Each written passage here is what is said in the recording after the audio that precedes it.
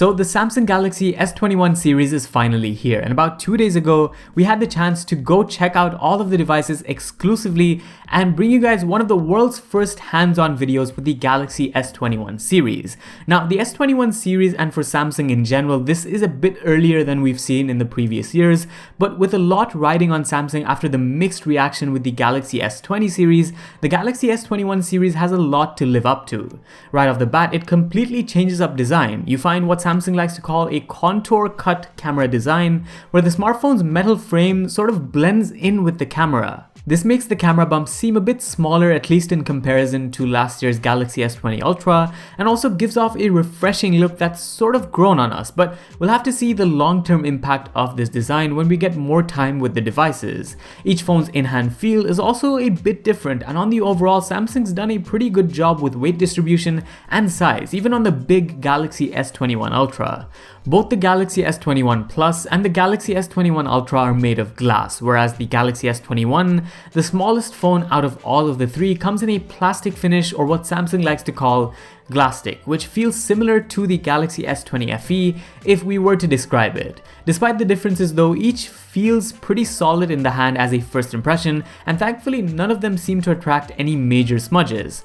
Of course, you're also covered for things like wireless charging and IP68 certification, almost necessities for flagships in 2021. We'll talk more about the back and the cameras in just a bit, but let's get to the front. Here, the Galaxy S21 and the Galaxy S21 Plus share similar displays with an O.10 megapixel selfie camera. You either get a 6.2-inch or a 6.7-inch dynamic AMOLED 2X panel at Full HD Plus resolution. It sports up to a 120Hz refresh rate, which varies between 48 and 120Hz depending on use case to optimize your viewing experience. With the Galaxy S21 Ultra, you find a 6.8-inch dynamic AMOLED 2X panel, which sports a higher Quad HD Plus resolution with again up to a 120Hz refresh rate, and both of these work simultaneously, something that last year's Galaxy S20 series did not bring. And here too, you get a variable refresh rate between 10 and 120Hz for even more fine-tuning. The panel is also slightly curved compared to the S21 and the S21 Plus, but you don't notice this as much as the other curved panels we see on the market. And while this is still an O.dot design, the selfie camera sees a resolution bump up to 40 megapixels. Exclusive to the Galaxy S21 Ultra, you also find S Pen support on the smartphone.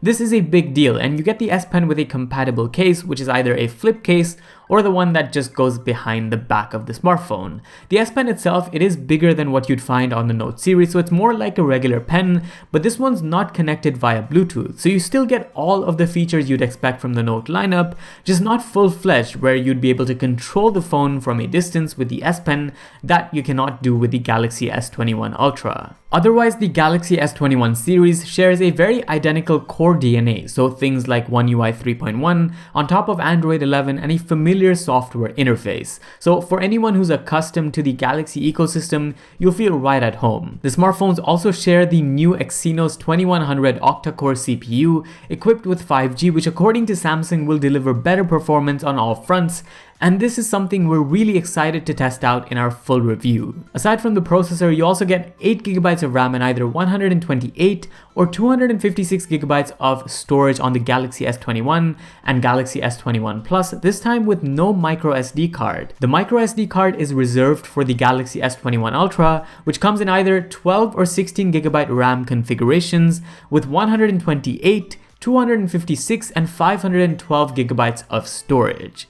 The processing power should also improve the battery life on the Galaxy S21 series. It's more power efficient, and theoretically this means better battery life from the 4000, 4800 and 5000 mAh batteries on the Galaxy S21, S21 Plus and S21 Ultra respectively. But this again is something we'll have to explore more with time. Something that we might get a mixed opinion on though is the lack of a charging brick inside the box of the Galaxy S21 series. So the packaging will most likely also see a redesign, and that's something we're looking forward to. Above all though, the Galaxy S21 series is all about having a professional grade camera system. On the Galaxy S21 and S21 Plus, you find a triple camera housing with a 12 megapixel wide, 64 megapixel telephoto with optical image stabilization, and a 12 megapixel ultra wide angle setup.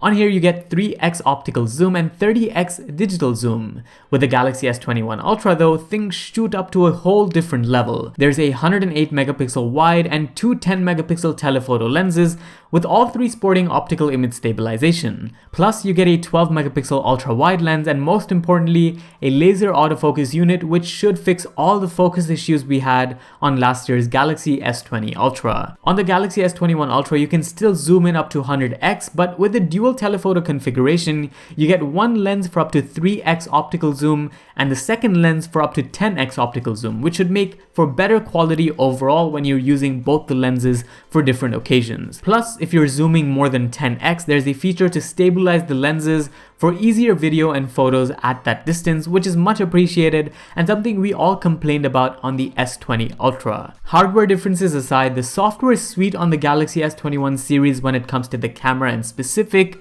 is pretty much the same. The smartphones have a new mode called Director's Cut, which allows you to film and view simultaneously with all of the camera lenses on the phone, which is really helpful if you want to know what's exactly being showcased on each lens, and up to 8K video recording is possible on all three phones at 24 FPS. Another new feature is the ability to film at 4K 60 FPS on all the camera lenses, something which wasn't possible before, although for the time being filming 4K 60 FPS using the ultra wide angle lens is only available in the Pro mode of the Galaxy S21 series, but we think a future software update will eventually fix that and bring it to the default video tab. And of course, we're excited to put these cameras to the test in real world situations as soon as we get more time with the Galaxy S21 series. So stay tuned for upcoming coverage and make sure you're subscribed to not miss out on future videos. Thanks for watching. This was Vaibhav and I'll see you in the next one.